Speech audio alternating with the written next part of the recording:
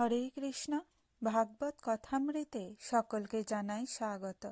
এই ভাগবত কথামৃত যদি আপনাদের ভালো লাগে অবশ্যই চ্যানেলটি সাবস্ক্রাইব করে দেবেন। ভিডিওটি স্কিপ না করে পুরোটা শুনুন, আশা করি ভালো লাগবে। হরে কৃষ্ণ, হরি বল, জয়নিতাই হরে কৃষ্ণ।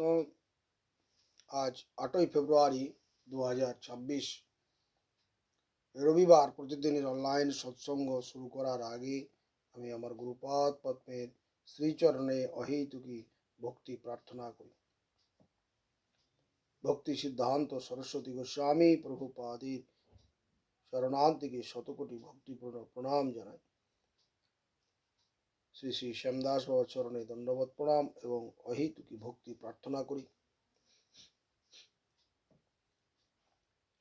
সমস্ত গৌরাঙ্গ পরিবারের সকল ভক্তকে আমি দণ্ডবত প্রণাম জানাই এবং সকলের কাছে আমি কৃপা এবং আশীর্বাদ প্রার্থনা করছি। বন্দে গুরুপদদ্বন্দ্বম ভক্তবৃন্দ সমন্বিতম শ্রীচৈতন্য প্রভুম বন্দে শ্রীনিত্যানন্দ সহোদিতম শ্রীনন্দনন্দনং বন্দে শ্রীরাধিকা চরণোদ্বয়ম গোপীজন সমায়ুক্তং বৃন্দাবনং মনোহরম অজানুলম্বিত ভুজৌ কনকাবদাতৌ সংকীর্তনৈকপিতরৌ কমলায়তাক্ষৈ বিশ্বম্ভরৌ দ্বিজবরৌ যুগধর্মপালৌ বন্দে জগৎপ্রিয়করৌ করুণাবতারৌ নমামি গঙ্গে তব পাদ পঙ্কজম সুরাসুরৈর্বন্দিত দিব্যরূপম ভুক্তিম চ মুক্তিম চ দদাসি নিত্যম ভবানুরূপে সদা নরানাম ধ্যেয়ং সদা পরিভবগ্নম অভীষ্টতোহং তীর্থাস্পদম শিববিরিঞ্চিনুতম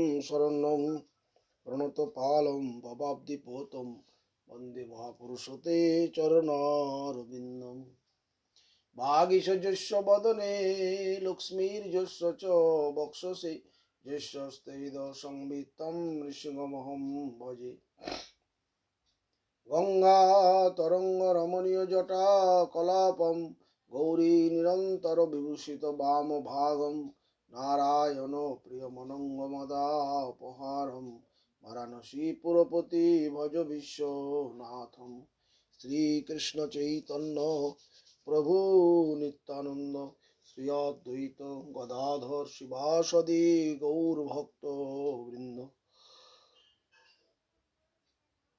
জয় রূপ সনাতন ভট্ট রঘুনাথ শ্রীজীব গোপাল ভট্ট দাস রঘুনাথ নারায়ণ নমস্কৃত্যং নরং চৈব নরোত্তমং দেবীং সরস্বতীং ব্যাসং ততো জয়মুদীরয়েৎ। ওম হরে কৃষ্ণ কৃষ্ণ কৃষ্ণ হরে হরে হরে রাম রাম রাম হরে হরে। ভক্তি সিদ্ধান্ত সরস্বতী ঠাকুর প্রভুপাদ পরমহংস জগৎগুরু জানিয়েছেন, তার উপদেশ মধ্যে জানিয়েছেন যে শ্রী চণ্ডীদাস একজন রামচণ্ডীদাস একজন শুদ্ধ ভক্ত। রামচণ্ডীদাস শুদ্ধ ভক্ত বলেই কিন্তু গৌরাঙ্গ মহাপ্রভু সেই চণ্ডীদাসের গান শুনতেন, শ্রবণ করতেন। চণ্ডীদাসের গান শ্রবণ না করে জগন্নাথে বিশ্রাম করেন না। সেই চণ্ডীদাসের চিত্তবৃত্তি শুদ্ধ। চণ্ডীদাস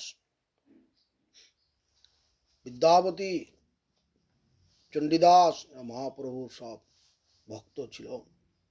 সেই চণ্ডীদাস যে রামী চণ্ডীদাস, এই রামী ও চণ্ডীদাসের মধ্যে কোনো কদর্য ব্যাপার নাই। কেন কি এই চণ্ডীদাস হচ্ছে প্রেমিক ভক্ত।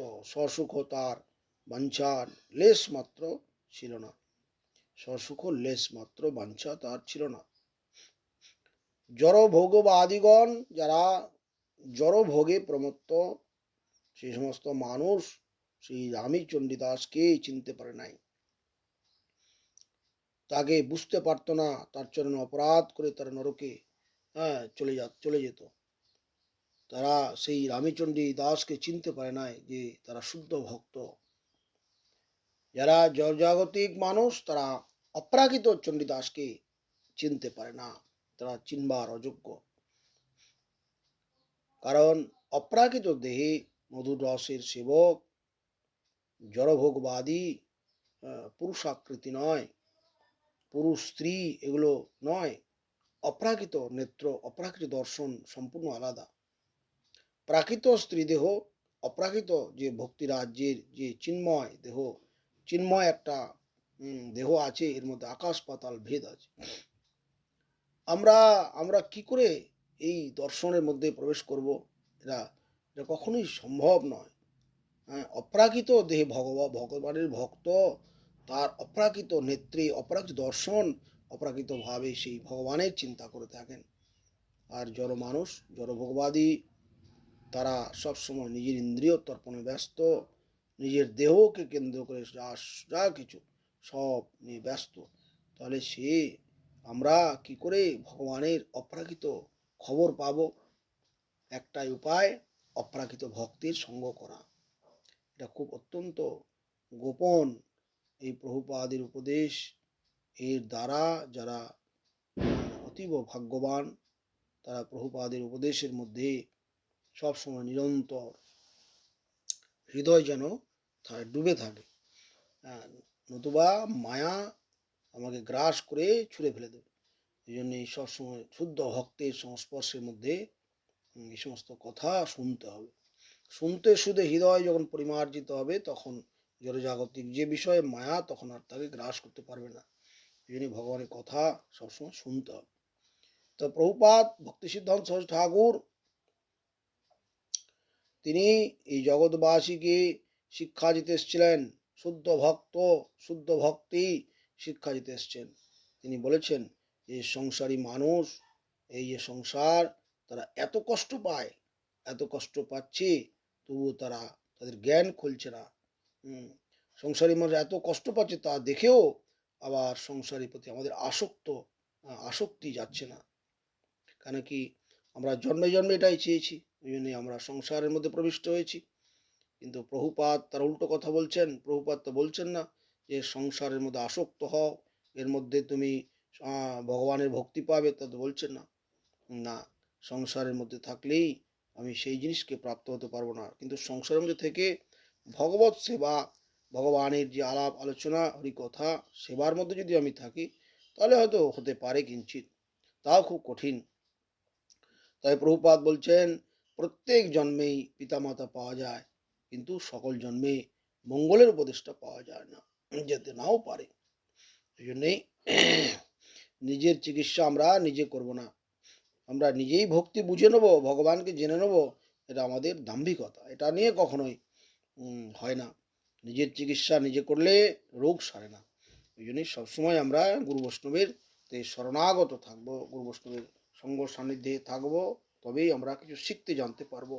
আমরা নিজে বেশি বুঝি, নিজে ভক্তি বুঝি, শাস্ত্র বুঝি, এ নিয়ে কখনোই আমাদের সময় অতিবাহিত হয়ে যাবে, আমরা কখনোই কিন্তু ভক্তি জগতে থাকতে পারবো না।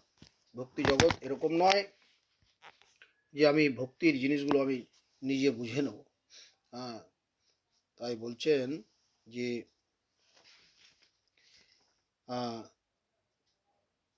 মানুষ কিভাবে লোককে এই যে ভক্তি জগতের প্রচার প্রসার পৃথিবীতে হচ্ছে, এসব সব ভগবানের ইচ্ছায়। বলছেন কিভাবে লোককে এই প্রচার কথা বলতে হবে ভগবানের।